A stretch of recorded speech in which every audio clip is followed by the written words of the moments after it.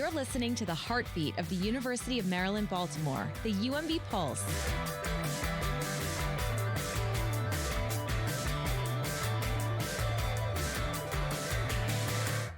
Dana, what do you love about commencement?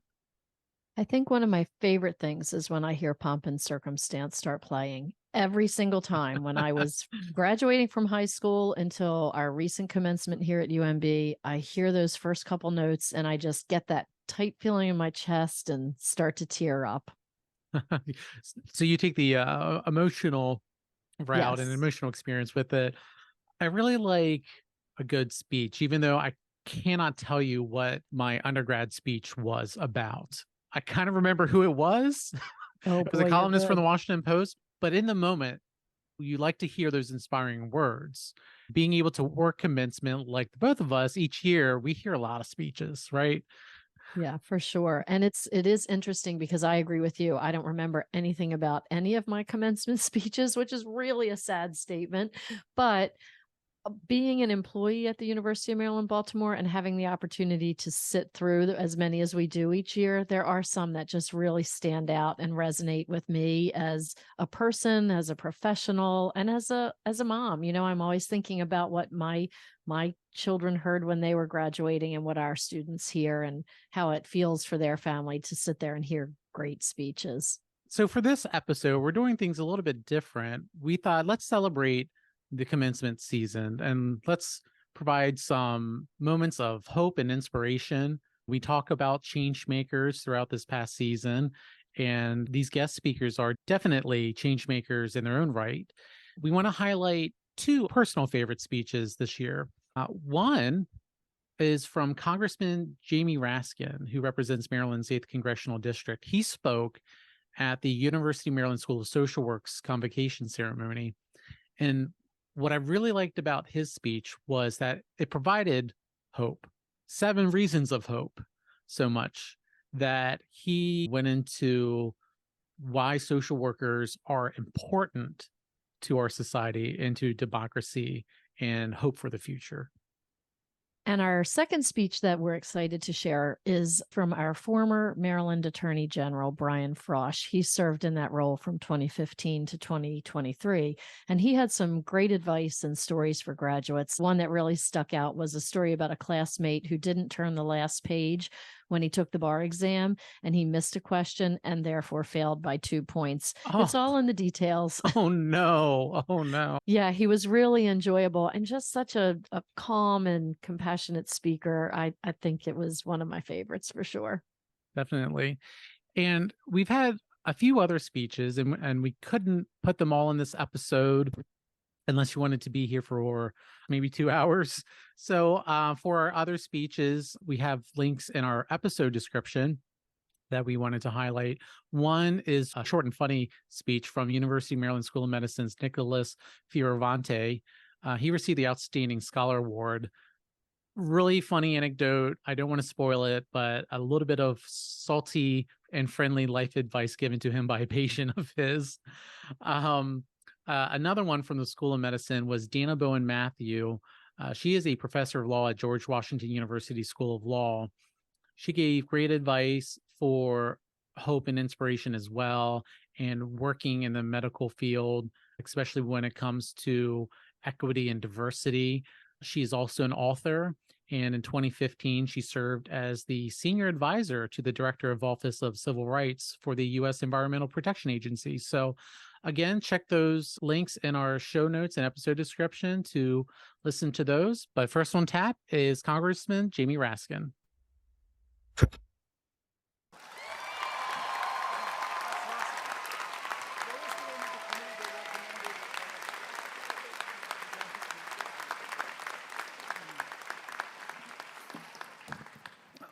Well, thank you, Dean Postmus, and to you, Dean Postmus, and distinguished faculty members, to the moms and dads out there, the grandparents, the uncles and aunts, and cousins and friends and siblings, to the 2023 graduating class of the University of Maryland School of Social Work, and to the Convocation Committee that invited me especially.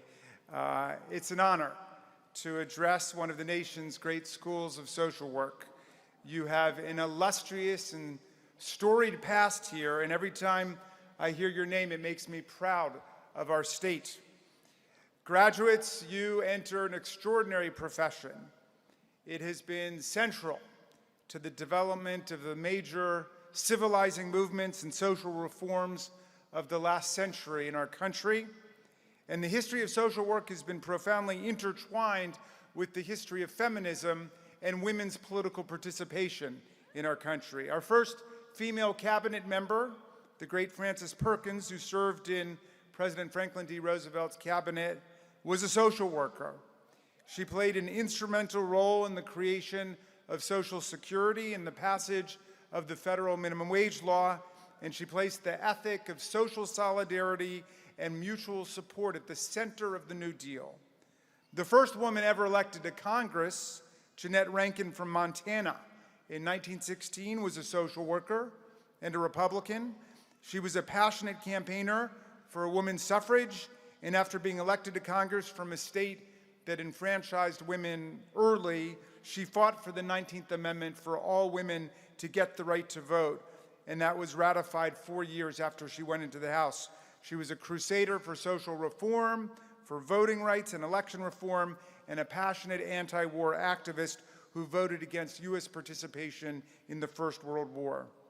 Barbara Mikulski, the first woman ever elected to the United States Senate in Maryland, a Democrat and the longest-serving senator in our state's history, was and still is a committed social worker, and she, of course, went to this great school.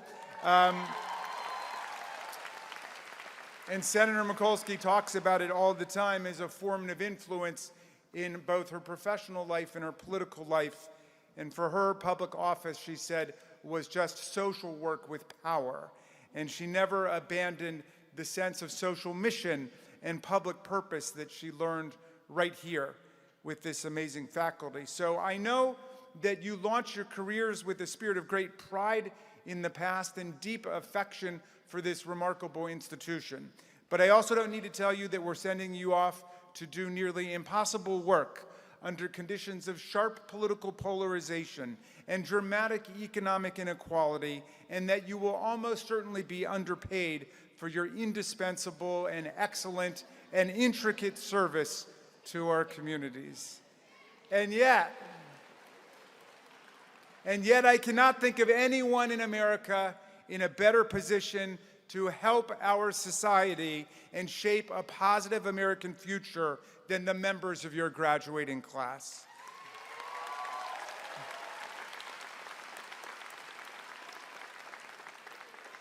And because I am allotted just 10 minutes here and have foolishly already used 3 of them telling you things you already know, I want to give you 7 reasons before I leave you for you to be feeling tremendous optimism about your work and hope for the American future. So it's 7 reasons in 7 minutes, 1 reason for hope enclosed in each remaining minute I have. And the first reason I bring you is from my own political career. And when I first got into politics, I ran for the Maryland State Senate against a 32-year incumbent who was president pro tem of the Senate and the boss of our local political machine in Montgomery County. And when I announced, the Montgomery Journal, our local paper, quoted a pundit who said, "Raskin's chances of victory are considered impossible." And 9 months later, we got 67% of the vote, and the Washington Post had an article quoting a pundit who said Raskin's victory was inevitable.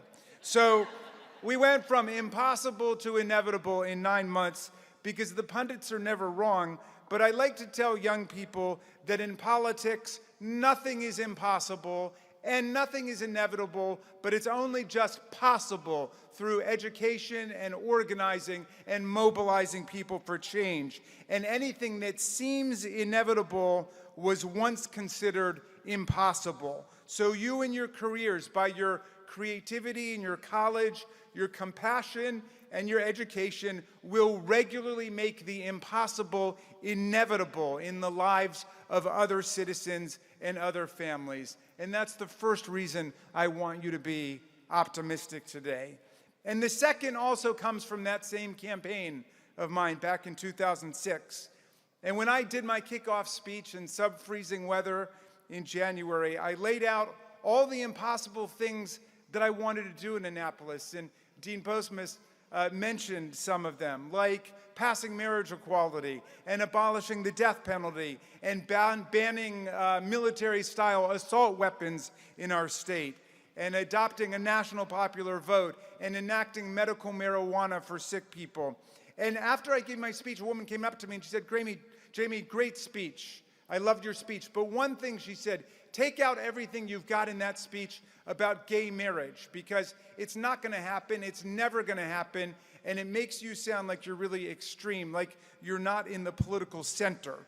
And I had to swallow hard because I didn't have that many attendees with me that day when I kicked off, and I didn't want to offend her.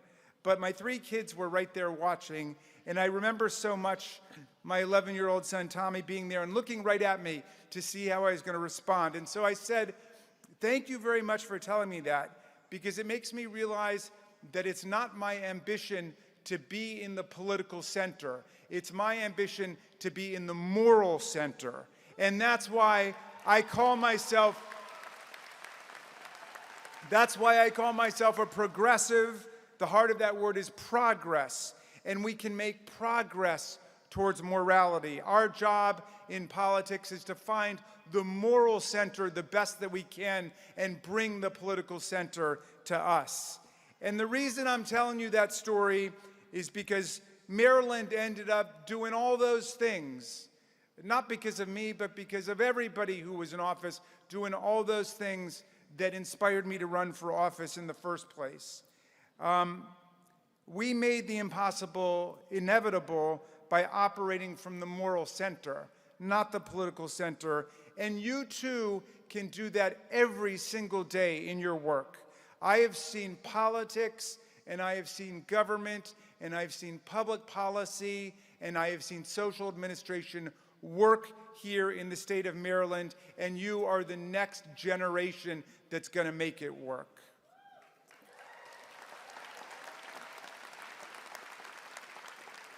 The third reason I offer you comes from a 2-minute conversation that I had with Paul Rusesabagina, who is the manager of the Hotel des Mille Collines in Rwanda, and the subject of the movie Hotel Rwanda, about the Hutu genocide against the Tutsi minority in Rwanda back in 1994.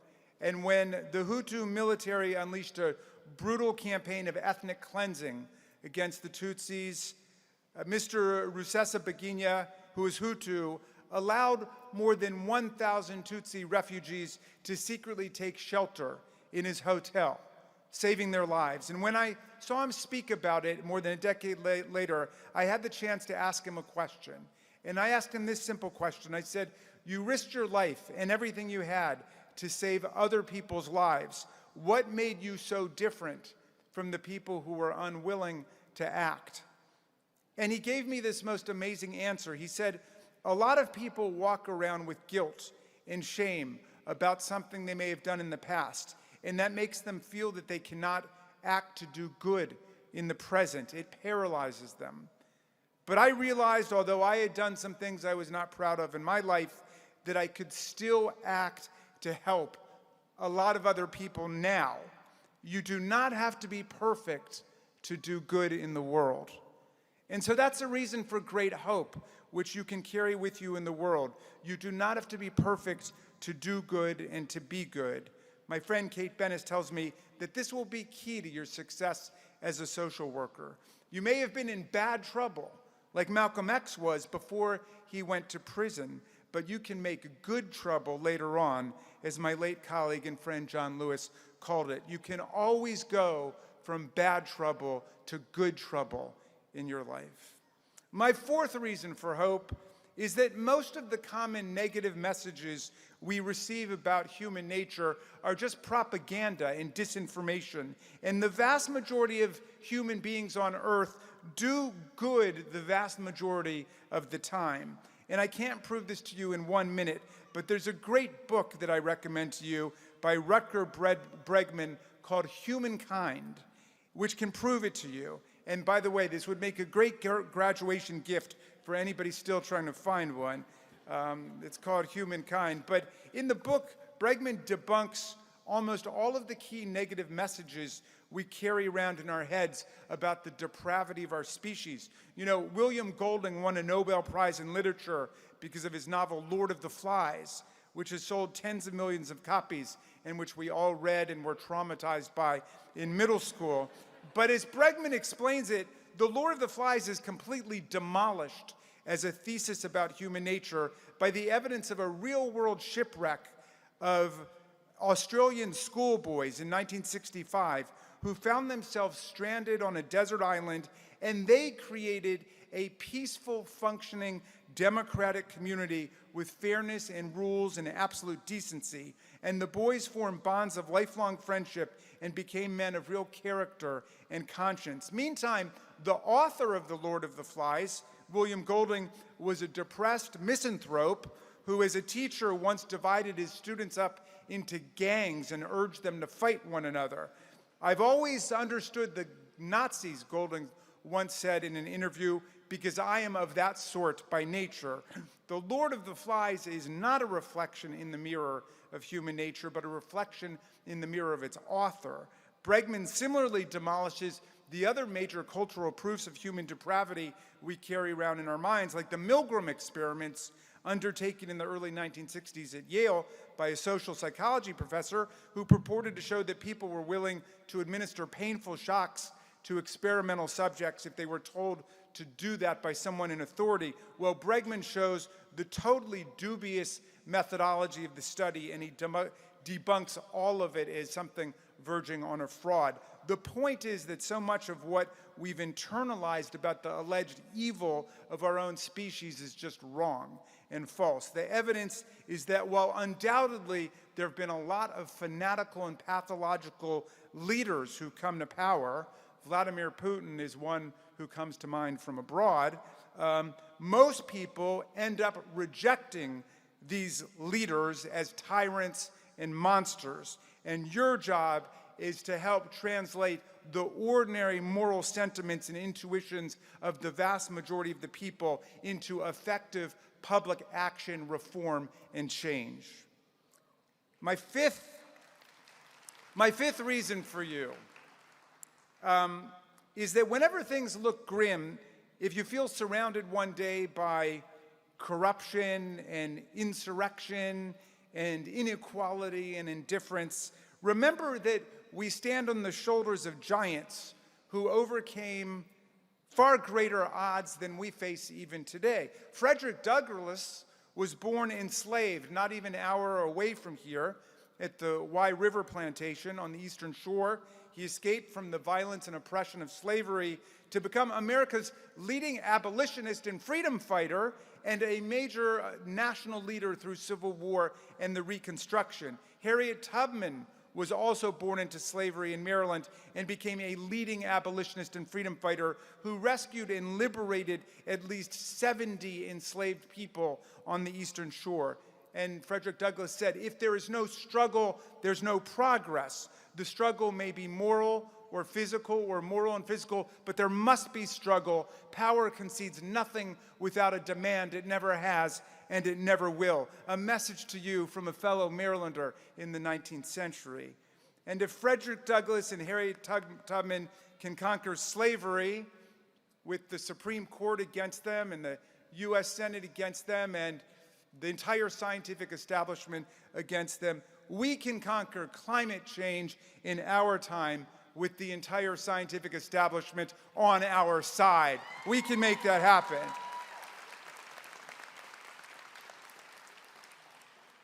And it might not feel like it sometimes, but you can look to another great hero of the American Revolution, Tom Paine, who said, "These are the times that try men and women's souls. The summer soldier and the sunshine patriot will shrink at this moment from the service of their cause and their country, but everyone that stands with us now will win the love and the favor and the affection of every man and every woman for all time. Tyranny, like hell, is not easily conquered, but we have this saving consolation. The more difficult the struggle, the more glorious in the end will be our victory. A message to you from the 18th century from Tom Paine. So my sixth reason is this.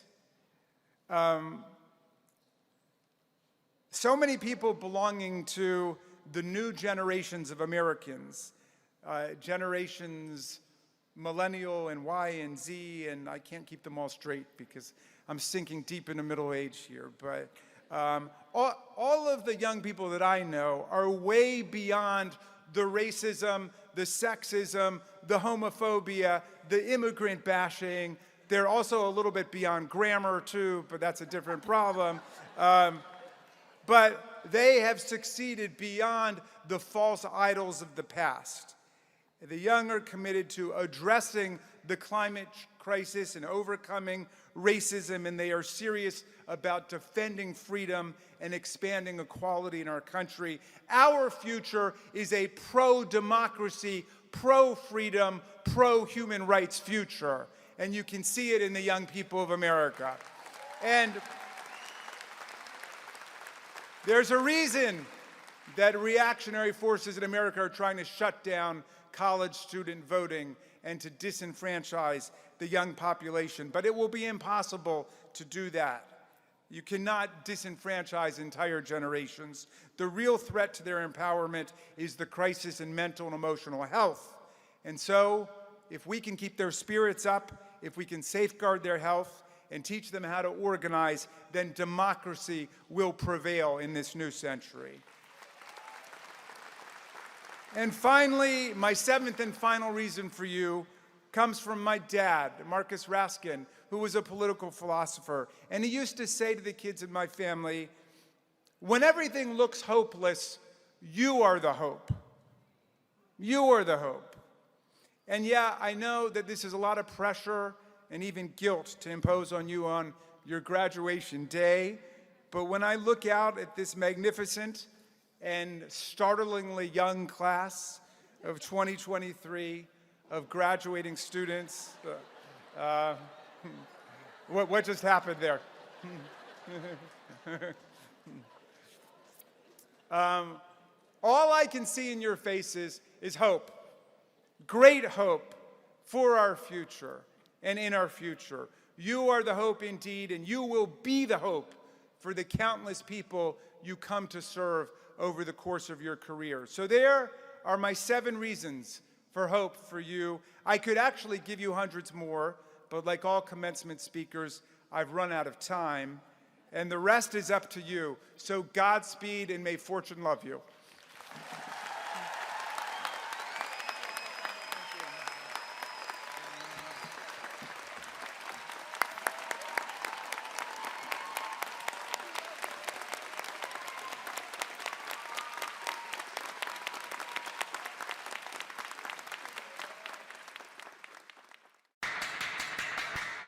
Wow, that was a lot for that speech. He packed a lot of information in, a lot of great reasons for hope. I liked how he weaved a little bit of everything of what's on the line for the future and how social workers can be the reason that we hope for a better future. Yeah, and personally, if you've taken any time to read, or if you haven't, you might want to kind of Google him. He's been through a lot of experiences in the last year that were really challenging and emotionally exhausting. And for me to see that he can come out of those experiences and still inspire hope in others really speaks to who he is as a human being. So kudos to him for being able to withstand all of that and share such great wisdom with everyone. Absolutely. Our next speech is from the University of Maryland Carey School of Law. And this again is former Maryland Attorney General Brian Frosh and his speech and message to students. And he really hits on misinformation and truth and honesty and some other just stand-up qualities that I think we all should follow.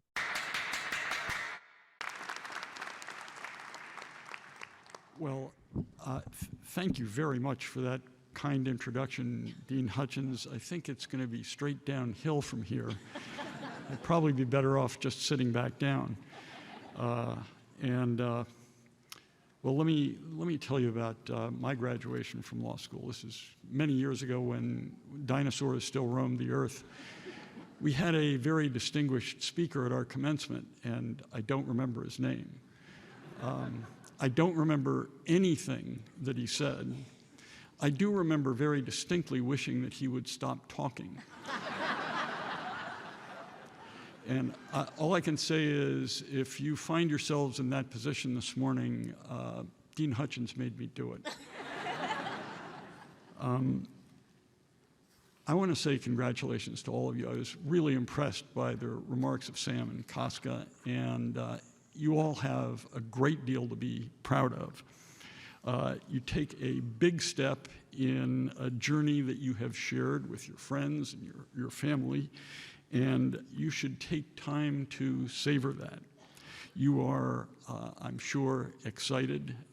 You should be proud, and you probably are a bit uncertain, as I know I was when I graduated from law school. But this is a watershed moment for all of you. And I know when I graduated, and I'm sure you're going through the same thing, I'm sitting there wondering, what's next? Did I make the right choices? Will I ever find a job that I think is fulfilling? Will I ever get out of debt? And I can tell you, I can answer all of those questions based on many, many years of experience. I can answer them very directly. I don't know. When I look in the mirror, I see an 18-year-old trapped in this aging wreck of a body. And I spent decades in public office. As Dean Hutchins mentioned, I got bills passed, I sued people, I prosecuted people, and the whole time I'm thinking to myself, when are the grown-ups coming back in to reassert control? I don't think those questions ever go away for anybody. I know most of you are probably apprehensive about the bar exam, and I'm going to tell you a bar exam story, so this is a trigger warning, okay? This is a true story. It didn't happen to me, but it happened to one of my close friends in law school.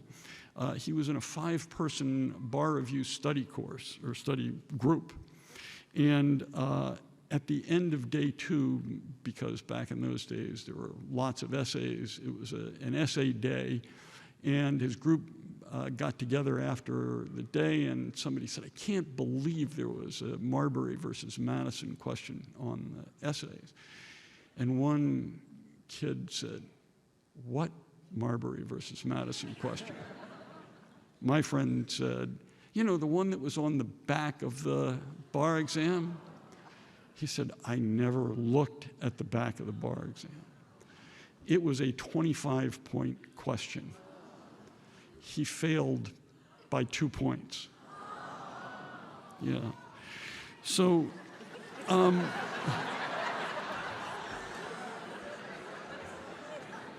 there are some morals to this story.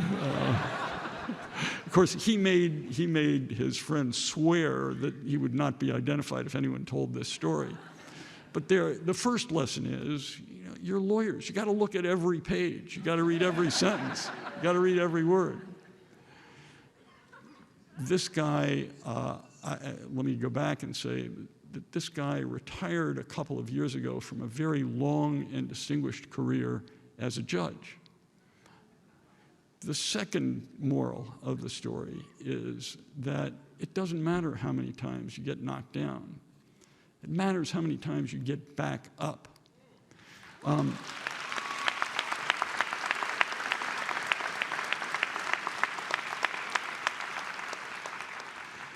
If you haven't ever failed at anything, if you haven't ever made a huge mistake, you will. It's going to happen. It happens to everybody. And the thing is, you should try to avoid stupid mistakes, but you're certainly going to make mistakes. And the critical thing is to figure out what you did wrong, pick yourself back up, and go get them. With your law degree, you have a tool that will allow you to improve the lives of your clients and of society at large. Thousands of years ago, the Greek scholar Archimedes said, "Give me a place to stand and I will move the world." What he was talking about was leverage. And as a lawyer, you have a powerful lever. You have the ability to be agents of change, like the people who are sitting behind me, like Congressman John Sarbanes. The law is your tool, and you should use it as a force for good and as a force for justice. By graduating from law school, you've demonstrated that you have the ability to think critically, to analyze sharply, to write compellingly, and to solve problems nimbly. You're in the 1% now, perhaps not in wealth,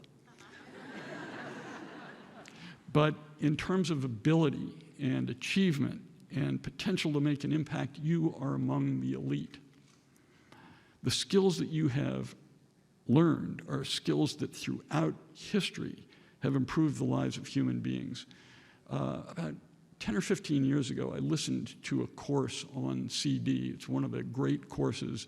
It was a course called Big History, and it was taught by Professor John Christian, and it's now on the web. It was literally a history from the Big Bang to today.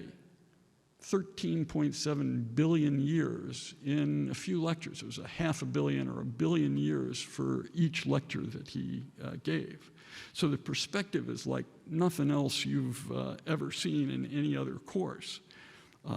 It starts with cosmology, the creation of the universe, the formation of the galaxies, and ultimately our solar system, and finally the Earth.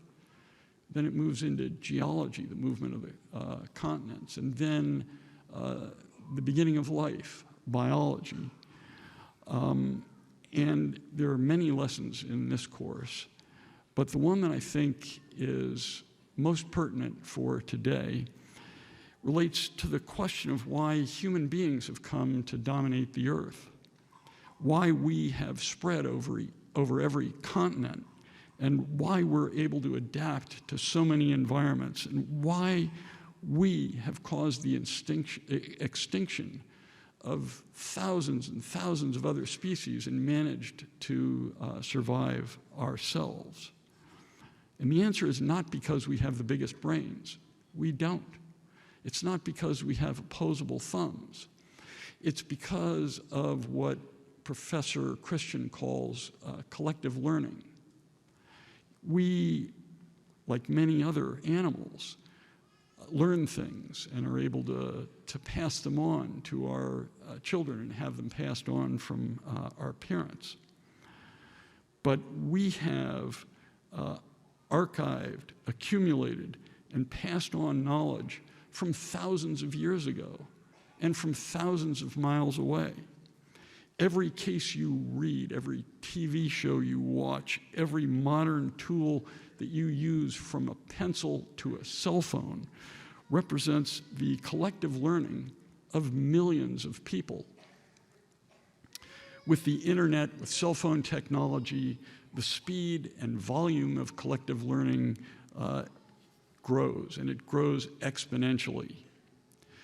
We know what a scientist across the world has discovered within minutes or even seconds of that discovery. You stand on the cusp of the most rapid advances in knowledge, in learning, in human history. Artificial intelligence, of course, will accelerate those advances. As lawyers, you are uniquely well equipped to take advantage of that rapid learning. As I look across this gathering, this room, I ask each of you to capitalize on collective learning. When we look around the world today, it's clear that we need change agents. We see it across the planet in a changing, warming climate that threatens natural resources and the lives of billions of people. We see it right here at home, where our nation is in turmoil. Racism, violence, and hate seem to be on the rise. At times, the rule of law, the foundation of our democracy and the subject of your studies for 3 years, is under attack.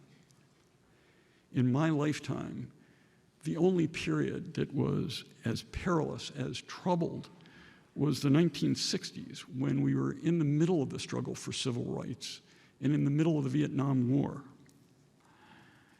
In 1968, Bobby Kennedy, the former president's brother, not to be confused with his slightly addled son, Robert F. Kennedy Jr., was running for president. And Bobby Kennedy was to speak at a rally in Indianapolis. Shortly before the event, Martin Luther King was assassinated. The Secret Service wanted Kennedy to get out of town, and he refused. He insisted upon addressing the crowd. And they did not know that King had been murdered. There were no cell phones in those days, no internet. So when he told them, if you listen to the recording, there's kind of a collective gasp and then cries and screams. And Kennedy spoke extemporaneously, and among the things that he said was the following. He said, what we need in the United States is not division. What we need in the United States is not hatred. What we need in the United States is not violence or lawlessness, but love and wisdom and compassion for one another and a feeling of justice towards those who still suffer in our country. Kennedy spoke those words 55 years ago. It's pretty clear that my generation has failed to achieve the ideals that he expressed. It's up to you. I hope you will hold yourself and your colleagues to the highest standards. I hope you will strengthen and adhere to and respect our legal institutions. Our democratic system cannot survive without them. If you want to make a difference, take responsibility. You now have a place to stand. Change the world. Thank you very much, and congratulations.